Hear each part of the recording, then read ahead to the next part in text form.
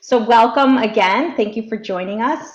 This is Estate Planning for Dramatists, Tools and Tips. And thank you so much for joining us. This is our second presentation as part of DG Copyrights Management and the Dramatists Guild celebration of National Estate Planning Awareness Week. My name is Deborah Murad. I'm the Executive Director of DG Copyright Management, and we're so very happy to be able to bring this week of programming to you. Now, as I said, we're going to jump in today with 2 feet with our 2 panelists. First, we have Ed McCoy, who is an attorney.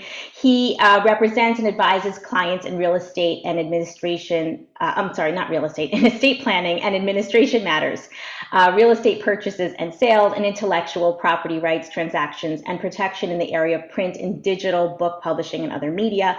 You might know him as the former director of legal services at the Authors Guild. And then we have David Freelander, who you will likely know as well, since he was the former director of business affairs at the Guild, but he's a well-known entertainment intellectual property attorney, counsel to Spiegelwood, who produces 3 circus shows, which are currently running in Las Vegas. He represents their entire worldwide interest. On Broadway, he was the production counsel for last season's revival for Colored Girls, as well as the Trip to Bountiful with Cecily Tyson, and John Leguizamo's Latin history for Morons and M. Butterfly. His clients include playwrights, librettists, composers, and lyricists of several theaters as well. Thanks, Deborah. So just to provide a bit more background about myself, as Deborah mentioned, right out of law school, I got my start in the legal department at the Authors Guild. I eventually became director of legal services there. And then after that, I went to the Association of American Publishers, where I handled a variety of legal and policy matters for US book publishers. And then I went to McGraw-Hill and worked in its legal department. Now I'm in private practice. I'm a trust and estates practitioner. And I have a number of clients who are book authors. And by that, I mean novelists and the like. I help these clients with licensing and copyright matters, and also in a number of instances with estate planning specific to their literary property. David and I wanted to emphasize at the outset that this presentation is intended for a general audience. So whereas David and I are both licensed to practice law in New York State, and on the trust and estates side, I'm going to be giving some examples of New York State law and practice. Those are only intended to be examples. So you can take the strategies that we talk about today and bring them up to your own trust and estates counsel. If you are in New York State, well, then the laws that I'm talking about will apply to your estate planning. But if you live in another state in the US, or even if you live abroad, you can discuss with your attorney how the strategies might be applied in your respective jurisdiction. We're going to start things off with a hypothetical, which I'll begin to set up, and then David is going to take the second half of, where I am an author in the theatrical world. I'm a playwright, composer, lyricist, or other author, and I have a wife and 3 children. I also want to point out here as a presenter that if you're not married or you don't have children, you can just take that part of the hypothetical and apply it to other individuals for whom you might want to make provisions in your estate plan, such as extended family member or friends. So in this hypo, I make an estate plan without any specific reference to my literary property. I provide in my will that if my wife survives me, I give all of my property to my wife. And if my wife predeceases me, if she dies before me, then I give all of my property to my 3 sons in equal shares. And in the hypo, as it turns out, my wife predeceases me, and my sons survive me. So my executor, as the fiduciary under my will, assigns all of my copyrights to my 3 children to own as tenants in common in equal shares. And so now David is going to talk about some issues and questions that could arise in such circumstances. Thanks, Ed, and hi everyone. Thanks for coming to this seminar today. One of the things that I would emphasize here is, while Ed is talking mostly about what the importance of having estate planning documents, especially a will, but also a trust in certain circumstances, really the questions that relate to multiple ownership, co-authorship of plays, mostly musical plays, are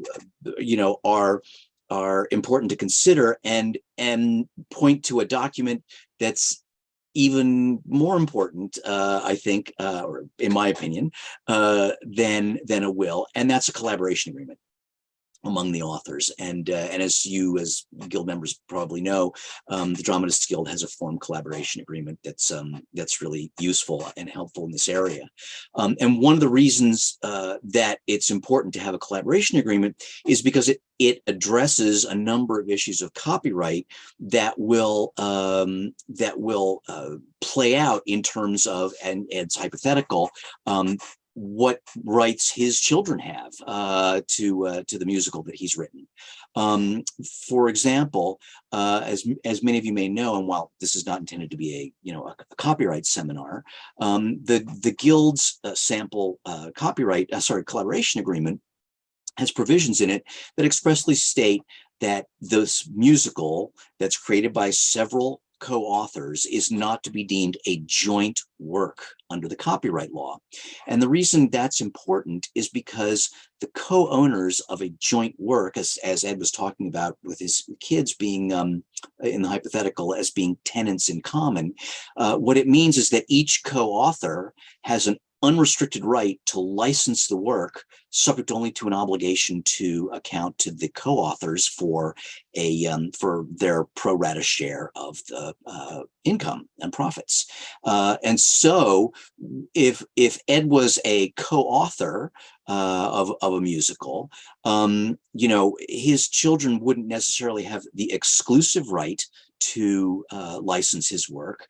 They might share that right with his collaborator, which is another reason, leads me to the other reason why you should have a collaboration agreement. And that is because, again, in the Guild's form of agreement, you'll find a provision dealing with what happens if one of the co-authors is deceased or becomes disabled, which is not a pejorative term, but just is, in the legal context, means they're incapable, they're not competent to make legal decisions, they can't sign contracts and so forth. And the question is, if a co-author is dead or disabled, who can make decisions in their stead? The surviving co-authors want to make sure that they're not all of a sudden partners with, in Ed's hypothetical, 3 young children who are under the age of 18 who may know nothing about how to promote and exploit and create or continue the development of a work of theater. So from a practical perspective, even before we get to the will, I'd really recommend a written collaboration agreement that addresses the issue of ownership and addresses the issue of how do the co-authors deal with the possible death or disability of one of the contributors. So with that, Ed, I'll toss the ball back to you. Okay, great. So further to what David just discussed, there are 2 key points to consider. One is that for many people, it might be critical or at least helpful to put one person in charge of the administration of your literary estate after your lifetime. And the other key point is whoever that person is will be tasked with a lot of work.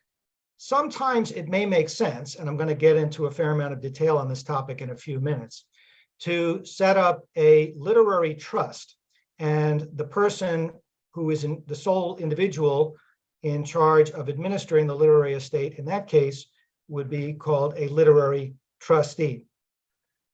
And this would be administration by one person for the financial benefit, potentially, of multiple beneficiaries. So before I get into that in a lot of detail, David is going to describe for you what some of the elements might be of an author's literary estate. If I could interrupt with the first code, perhaps, for anyone taking CLE credit, C3QT6V. I will post that in the chat as well. Sorry for the interruption. Thanks, Deborah. Yeah, before I get into the elements of the literary estate, I do want to go back to a point that Ed was just making about having one individual who makes decisions. From a creator's standpoint, it's especially helpful because in terms of getting permission to exploit the work.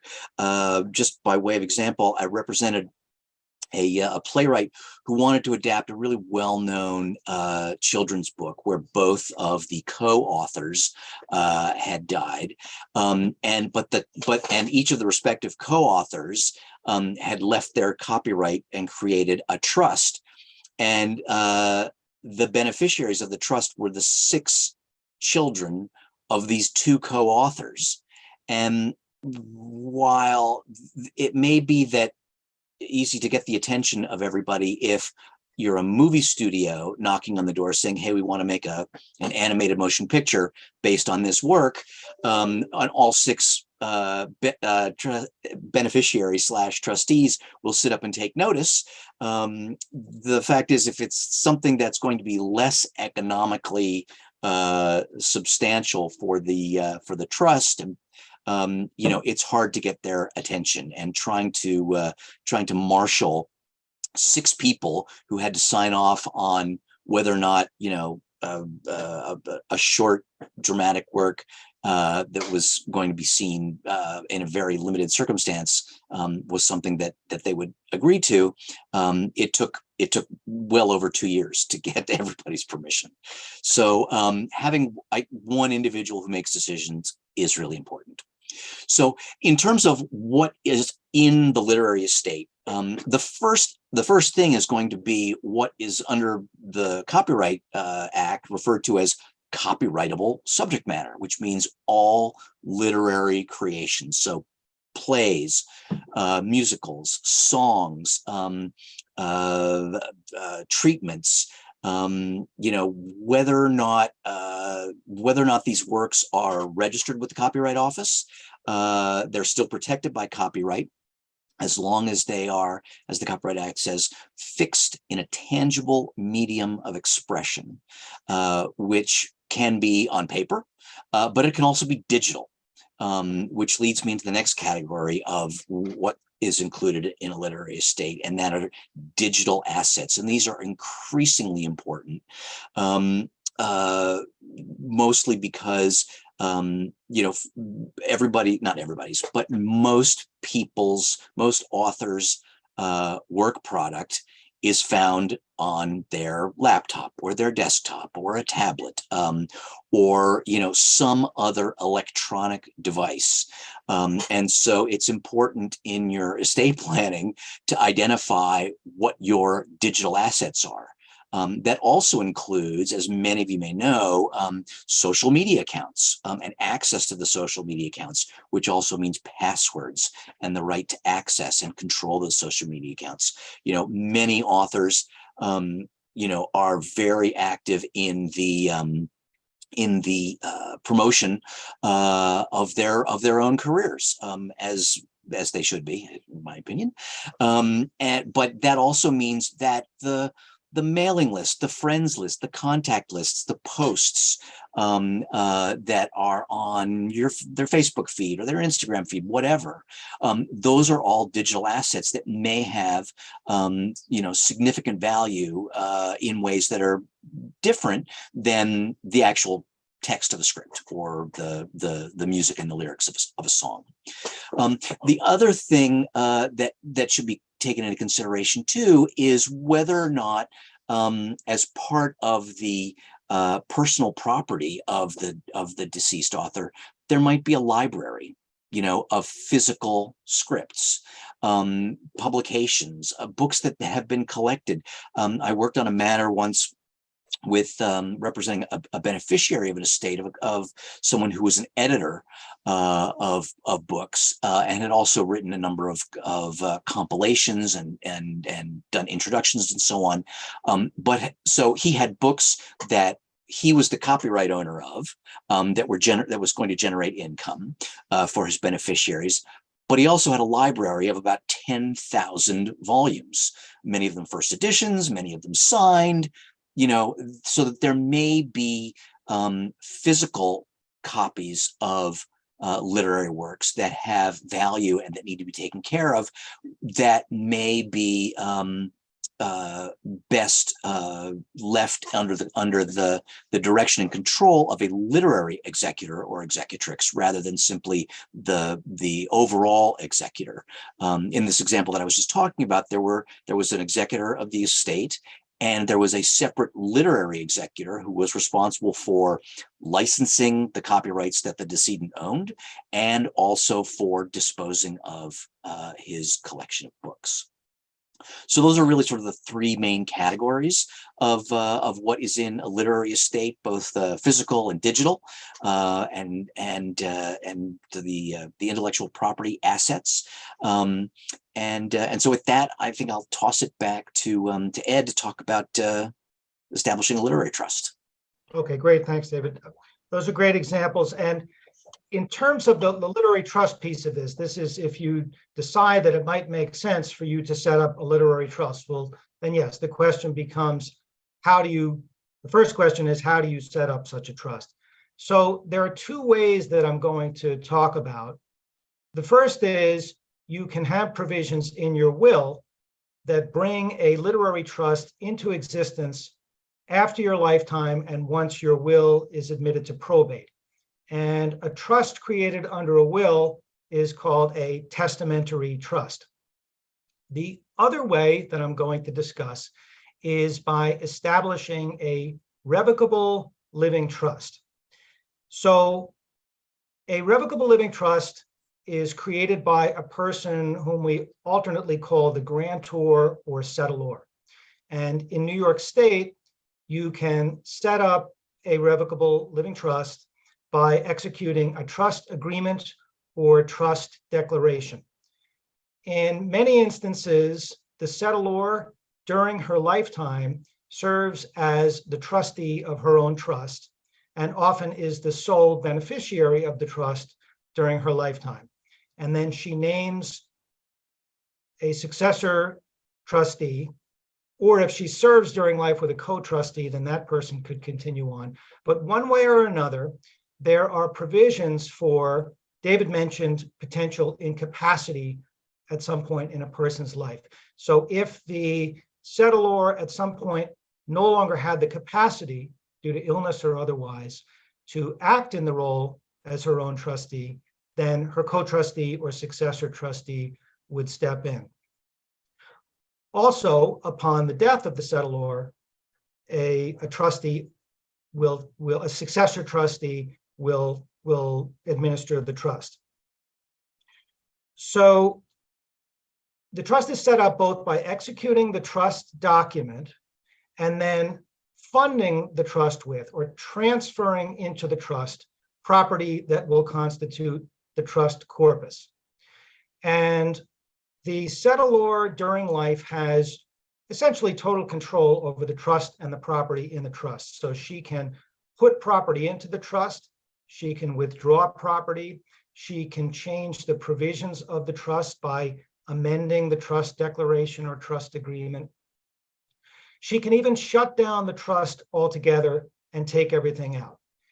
And indeed, the income of a revocable living trust gets reported during the settlor's life on the settlor's own personal income tax return and is inseparable from the settlor's own Social Security number. It's only after the settlor dies that the trust becomes irrevocable, its provisions cannot be modified, and the successor trustee gets a separate taxpayer identification number for the trust that's called an EIN number. So revocable living trusts are often used for a person's property generally as a way to avoid probate. And I'll discuss in a few minutes some reasons why a person might want to avoid probate, but first I'll explain what probate is. In New York State, we call our probate courts the surrogates courts, and there is a New York State surrogates court in each county throughout New York State. When a person who is domiciled in New York makes a will, we call that person the testator. And when the testator dies, his will gets offered for probate in the surrogates court in the county where the testator was domiciled at the time of his death, where he had his place of permanent residence. Usually, the person who files the will for probate is the person whom the testator nominated in his will, named in his will to be the executor, and that's called the nominated executor. So the nominated executor will usually hire an attorney to help prepare a probate petition that gets filed in the surrogates court along with the original executed will of the decedent and some additional papers. The petition essentially asks the court to do two things. The first is to find that the will is valid, that it was executed in conformance with formalities required by state statute in terms of witnesses to the will and other formalities in its execution, that the testator, when making the will, was of sound mind, understood the nature of what he was doing, no one was forcing him to make the will, and that generally speaking, all of the requirements for a valid will in New York State have been satisfied. The second thing that the petition asks the court to do is to formally and legally appoint the executor by issuing letters of appointment, which in New York we call letters testamentary. And then the appointed executor can take the letters testamentary or certificates of the letters testamentary and show them to banks and others to collect the property that is in the probate estate. That's the property of the decedent that passes under the decedent's will.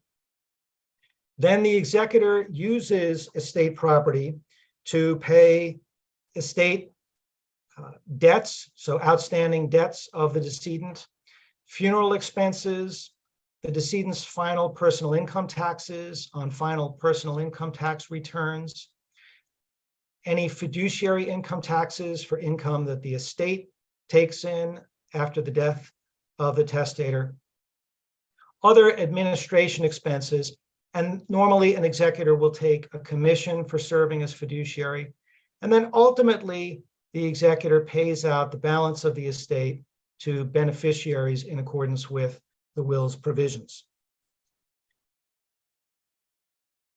So probate is often a completely sufficient process for passing property at death, but sometimes there are prevailing reasons to instead pass at least certain property by way of a revocable living trust. A classic example in New York State is we have a lot of people who, when they get older, like to go down to Florida for the winter months. And of course, a number of those people will acquire real estate to live in when they're in Florida. If the Florida real estate passes under the will of the person who owned the real estate, then there will be two proceedings needed: a probate proceeding in New York State for the will to be admitted to probate and the executor appointed, and then an ancillary probate proceeding in Florida for the executor to get appointed there, specifically for the purpose of collecting and administering the Florida property, the Florida real estate. That's because real estate outside of New York can't be the subject of a probate proceeding in New York. So that creates additional cost to the estate because the estate assets have to be used to pay an attorney in New York to prepare the papers for filing, as well as an attorney in Florida to do the same thing in Florida, and then to pay filing fees in both courthouses. Another reason people sometimes want to avoid probate is they anticipate there might be a will contest, such as by a disgruntled family member who would get less under the will than other family members, or perhaps is disinherited entirely under the will and could possibly contest the will in a probate proceeding, challenge its validity. And then there are other reasons why people will sometimes consider trying to avoid probate. With a revocable living trust, the successor trustee can immediately administer all property that was transferred into the trust during the lifetime of the settlor, without the need for any court involvement or court proceeding. So in the Florida real property example, if the Florida real estate was transferred by the homeowner into her or his trust during lifetime, then when the settlor dies, the successor trustee can immediately administer the Florida property. Administering the Florida property, the meaning of that depends on the language of the trust document. So it might direct that the trustee sell the real estate and distribute the net proceeds of sale to one or more beneficiaries, or it might direct the trustee to deed the property to one or more beneficiaries, transferring title to them.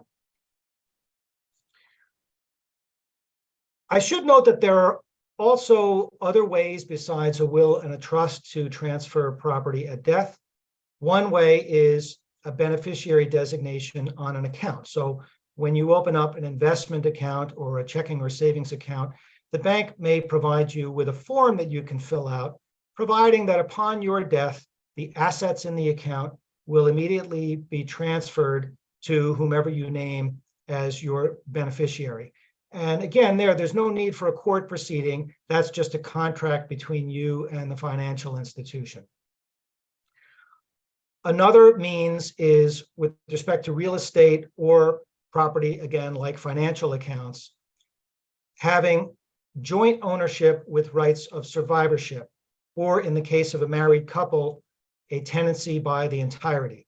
And with either of those types of ownership, when the first joint owner dies, the surviving joint owner becomes the 100% owner of the property by operation of law. If you do set up a revocable living trust, it's advisable to also execute what's called a pour-over will. That means that any property that you haven't otherwise disposed of at death will pass under your will and get poured into the trust and be administered in accordance with the provisions of the trust. Also, at least in New York, you can have more than one revocable living trust. So in terms of setting up a literary trust, a person could set up one revocable trust and fund it exclusively with their literary property, which David has described in great detail. And if they want to pass other property by way of a revocable living trust, they could have a separate revocable living trust to fund with that property. So for example, if you own a house, deeding the house from yourself individually to yourself as trustee of the trust. If instead you own a co-op apartment, and if the co-op corporation allows it, transferring the shares and proprietary lease pertinent to the apartment into the trust. Investment accounts, bank accounts, if you have a vacation timeshare, maybe you can deed the timeshare into the trust, household personal effects. And if instead you want to have one unified revocable living trust, another thing that you could do is put all of your property, both literary and non-literary, into the trust, but have the trust document provide that upon your death, a subtrust gets created and all of the literary property in the trust gets transferred into the subtrust, which is then administered by your literary trustee. Last, I just want to describe quickly, when I set up these types of trusts for my book author members, the way we normally end up doing it is the literary trustee collects all of the revenues from the licensing, sale, distribution, and use of the works that are held by the trust, and uses that plus any cash reserve the author might have initially funded the trust with to pay day-to-day expenses like shipping costs, website hosting fees, any other costs to market and promote the works, paying attorneys and accountants as needed. The trustee we normally provide can take a commission of 15% of all revenues into the trust. That's akin to a literary agent's commission in the book publishing world. A different commission might be appropriate in the theatrical world. Any income taxes on fiduciary income tax returns, and then on or about the same date each year pays the net revenues, the balance of the revenues, out to the beneficiaries in their respective percentages provided for under the trust document, after the trustee also holds on to a reasonable reserve for expenses in future years in the trustee's sole discretion. So that was a lot, and I'll be happy to answer any questions about it in the Q&A, but right now we're going to switch gears, and David is going to talk about something different. Termination of copyright grants under the statutory termination of copyright grants under the U.S. Copyright Act. Before we get to that, the second code for CLE purposes is posted in the chat. It is ML8P4Y. ML8P4Y. Thanks, Deborah, and thanks, Ed. Yeah, so there are two issues that I'd like to discuss here. One is this concept of statutory termination of transfers, and the other has to do in New York with rights of publicity, which I'll get to in a second.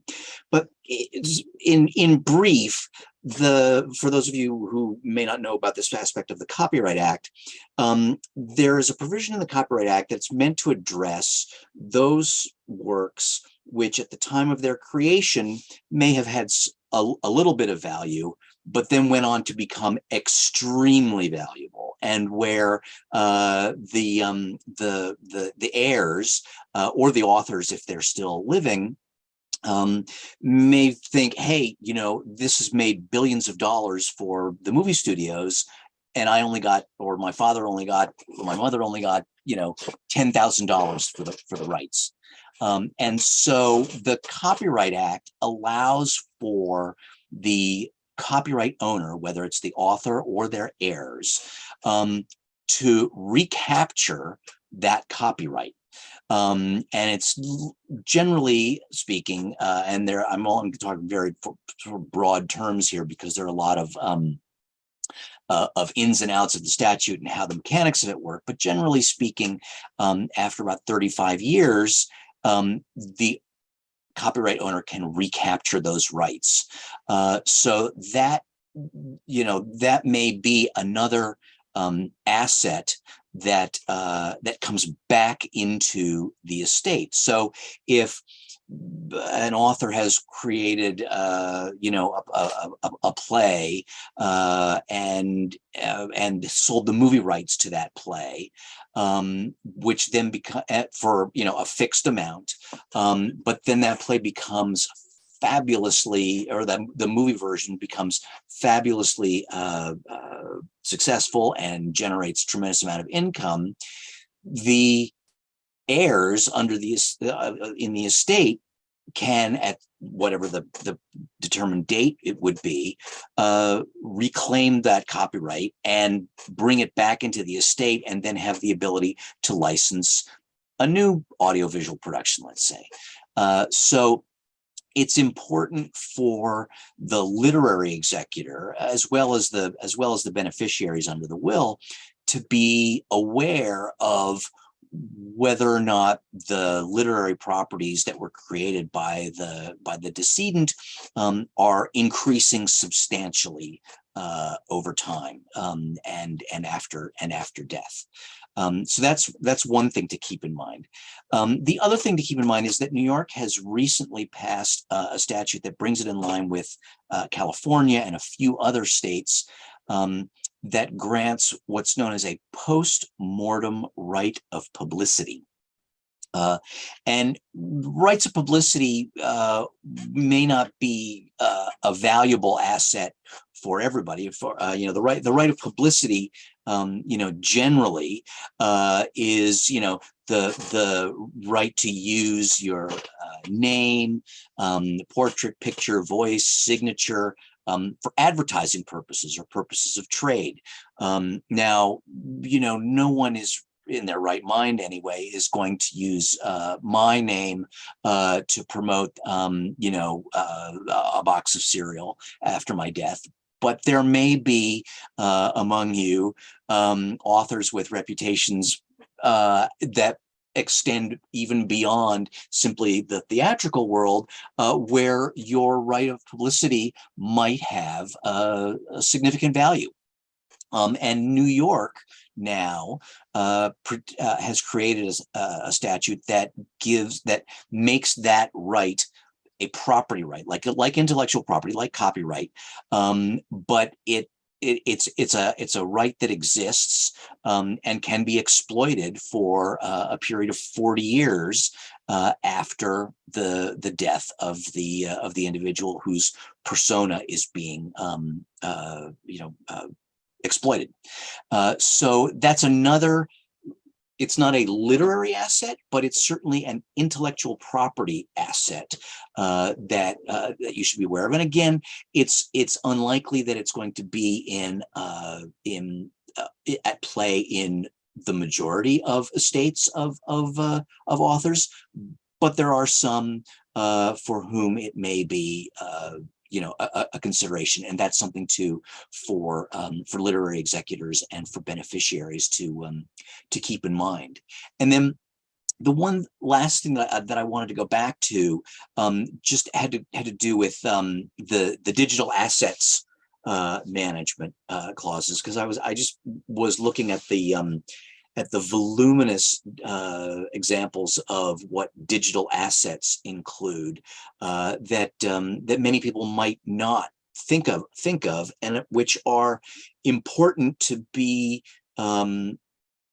included, not just for authors, but for the general populace, because as you'll see, digital assets can include emails that are received, email accounts, digital music, digital photographs, digital videos, social network accounts, file sharing accounts, domain registrations. I mean, so many of the of authors these days have their own website to promote their work, web hosting accounts, online stores from which they sell copies of scripts and whatnot. Those are all types of assets which, I mean, you can see how they play directly into the types of assets that authors may have. But there may be also assets that non-authors have, and these assets can be found on desktops, laptops, peripherals, storage devices, mobile phones, smartphones, cameras, any digital device. And I've seen provisions like this. I just was pulling examples from two different wills that I had access to. One where of a client who is an author, though I didn't do their will, but it did have this broad definition of digital assets.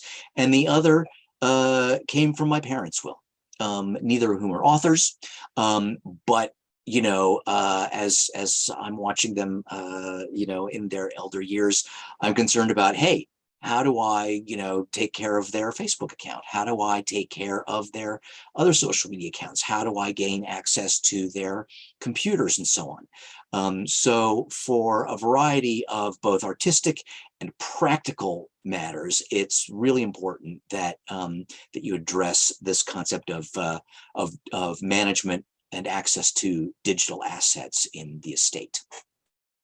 So with that, Ed, I think we're at about 1:45. And Deborah, are we going to throw it open for questions and answers? Sure, we have a few coming in. If anyone has any questions, you can put them in the Q&A.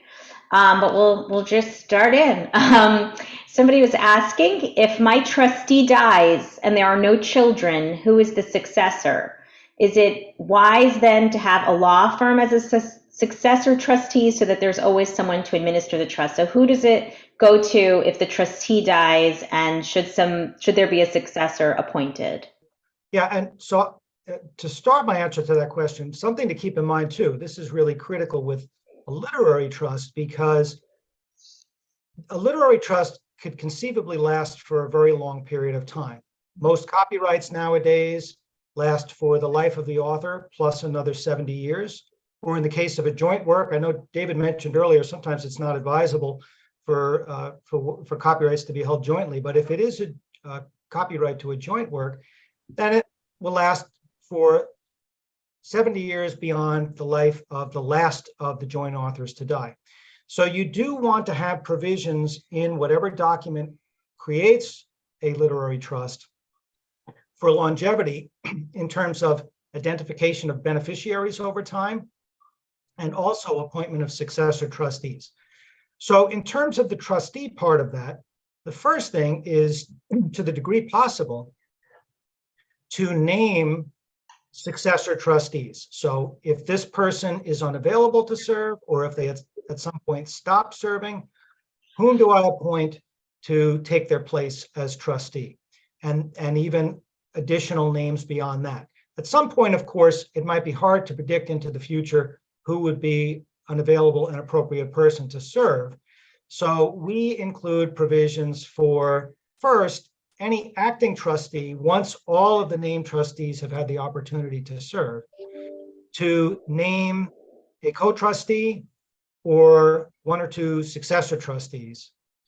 And then failing that, if there's no trustee in office to make that designation, we identify individuals or classifications of individuals who can make that appointment.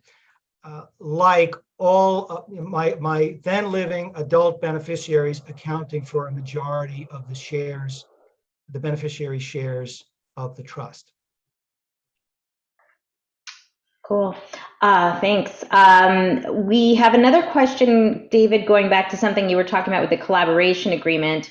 Somebody's asking if the collaboration agreement can supplant the need for a literary executorship. So can you decide what will happen to the property within the collaboration agreement, or does that have to be outlined in the will? The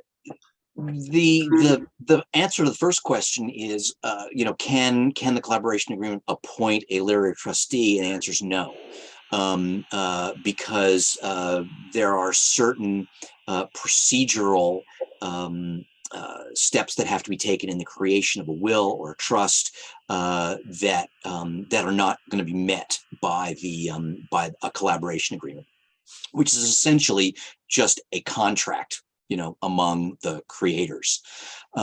What a collaboration can address is, and the guilds model does this, is to say, okay, well, if there are three co-authors, book, music, and lyrics, let's say, and one co-author dies, the other two surviving co-authors can make decisions with respect to changes to the work, licensing of the work, exploitation of the work. They can't change billing, and they can't change the amount of income that's payable to the estate of the deceased co-author. But they can act generally without the active participation or consultation of the heirs of the deceased co-author. The provision can also state that if all the authors are deceased, then their heirs do get to step into their shoes, if you will, to make decisions about how the work is exploited. So in the example that Ed was just talking about, if all three co-authors have died, then and they all had one child, let's say, librettist junior, composer junior, and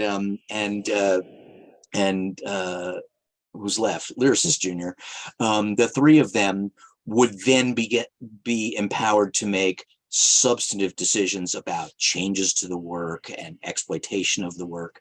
But oftentimes and again, this is something that there's no right or wrong here. There's no rule.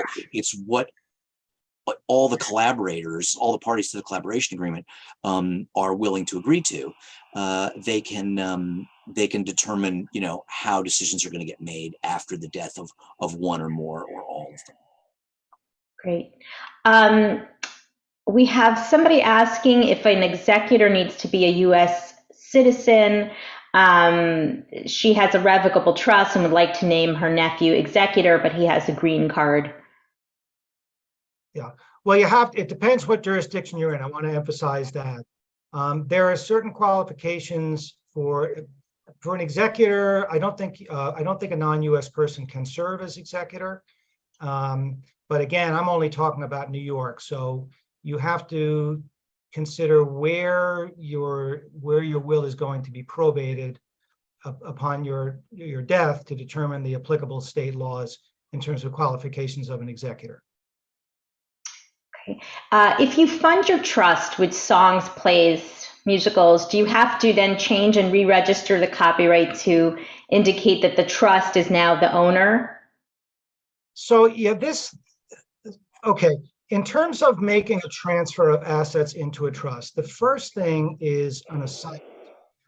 And registration or copyright notices are a little bit secondary to that. So a valid assignment will transfer the copyrights into the trust.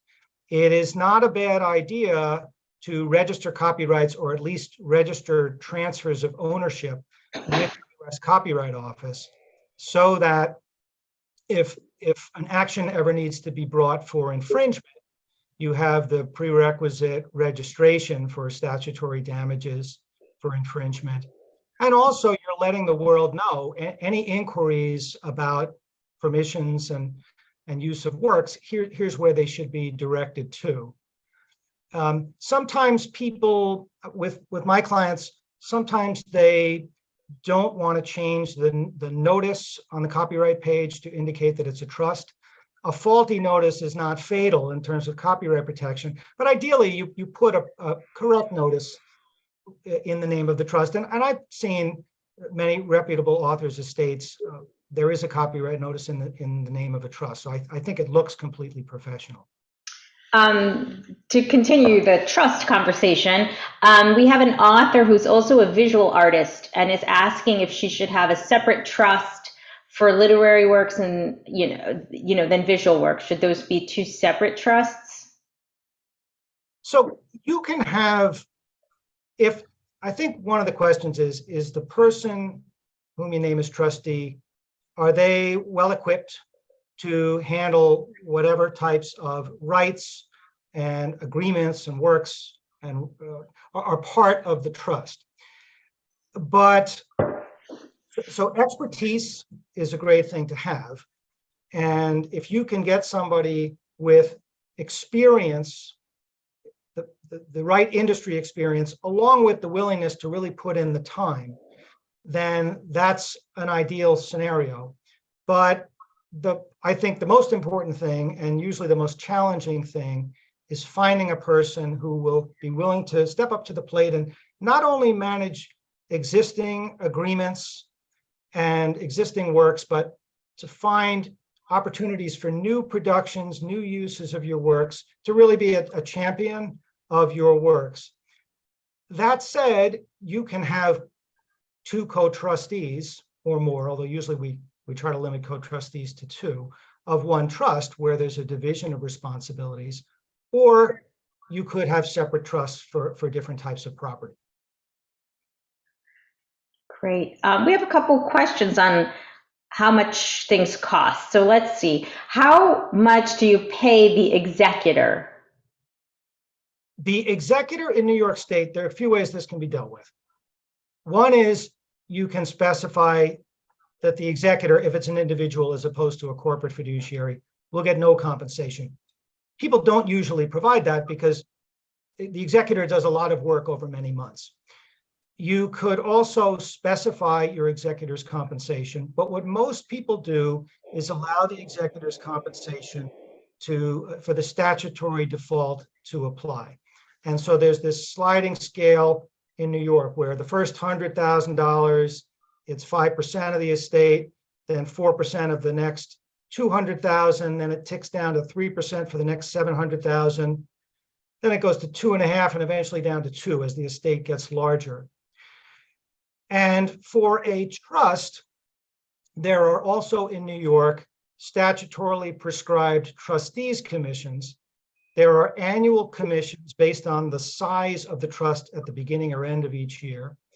And then when the trust is closed, the trustee gets a commission of 1% of all property paid out of the trust.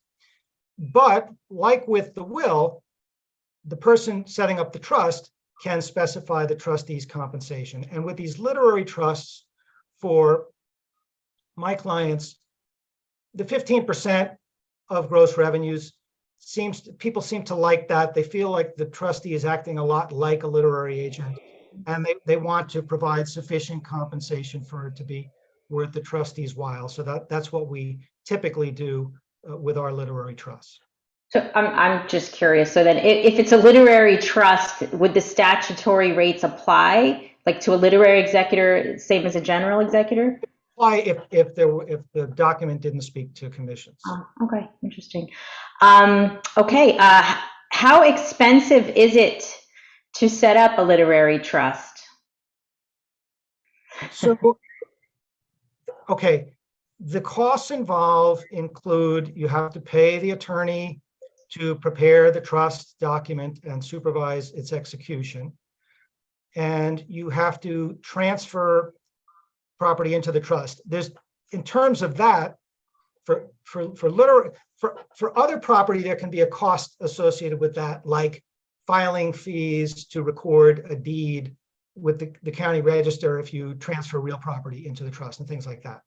With literary property, it's really more a matter of a general assignment along with a schedule listing as many literary works as you can identify to go into the trust and the rights associated with them. Those are really fees to the attorney to prepare and supervise the execution of the assignment.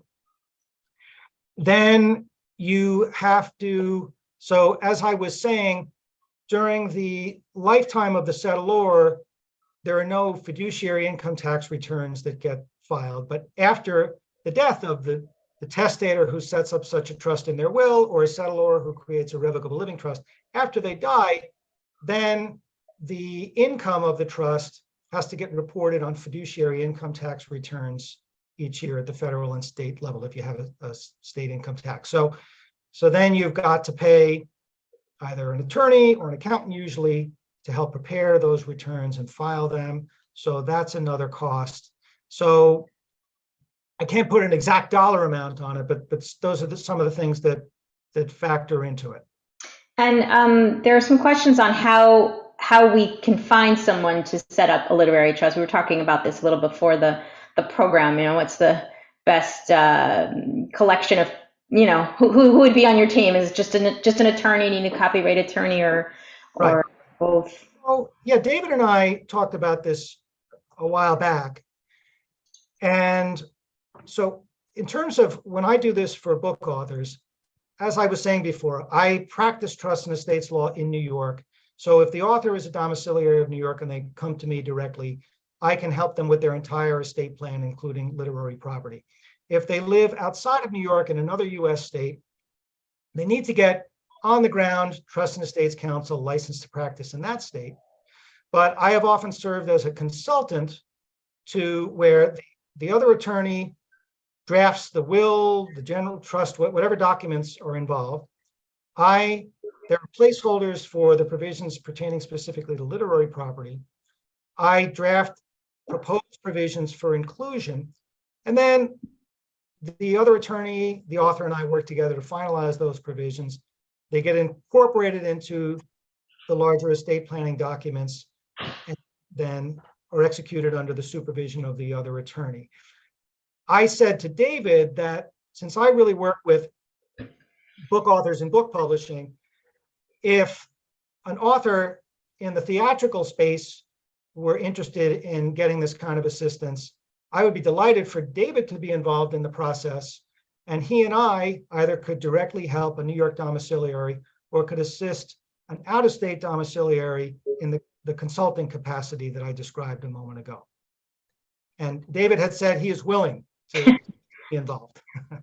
But the key, I think the key there, Ed, is for everyone to take away is that trust and estates law is a matter of state law. So it's so if you are in New York State, Ed is licensed to practice in New York State, as am I. But Ed is a trust and estates practitioner, whereas I'm not. But Ed can represent clients in New York State. If you're not in New York State, you'll need to find a trust and estates attorney in your jurisdiction. Yeah, that's absolutely a requirement, because when the person lives outside of New York, I can't be their attorney. I'm licensed to practice here only. So as David just said, they need trust and estates counsel in their respective state. And then our role would be to assist as consultants, but the local trust and estates attorney in that other state would have the final say over everything in terms of vetting for conformance with state law. Great. So we're just about at 4 o'clock, but I'm wondering if we could throw in one more question, because I think this is an important point someone's making here. What they're really asking about is how do authorial decisions get made then? So if you hire, you assign, you pick a literary executor to be involved, how can you make sure that your intent is upheld? So if you only want, the example they're giving, August Wilson said the cast of his plays must be Black actors. Does the literary trustee enforce this? So how do we transmit that? How do we make sure the authorial intent is upheld, in the process of completing all this paperwork? So I'd say two things to that. The first is the trust instrument should be very specific about those sorts of preferences, and what your fiduciary, literary executor or literary trustee, is authorized to do in terms of artistic decisions and giving direction. I think David, though, made a really important point earlier, that where collaboration agreements are already in place, the collaboration agreement may govern the degree to which a successor in interest to the deceased author can exercise artistic control in the collaborative production. So that might be a bit of a restriction on how much authority the fiduciary can control. But barring that, it's really up to the author to be very specific in their estate planning documents as to what they want their fiduciary to do and as to what they authorize. And that's written into the literary executorship language. Yes. So, for example, a literary trust will enumerate numerous powers of the trustee, and the powers would incorporate that subject matter. So, for example, to license productions of my play, provided that the cast is always made up of African American performers. It can be that specific. I don't know that was the case with August Wilson, but you could, the intent, as specific as Ed said, as specific as the intent can be, is best. With that, have a wonderful rest of your day. Hopefully I'll see you at 6, and thank you again, David and Ed. This was tremendously useful, I think, for everybody. Thanks, Sarah. Thank you. Thank you so much. Take care, everyone.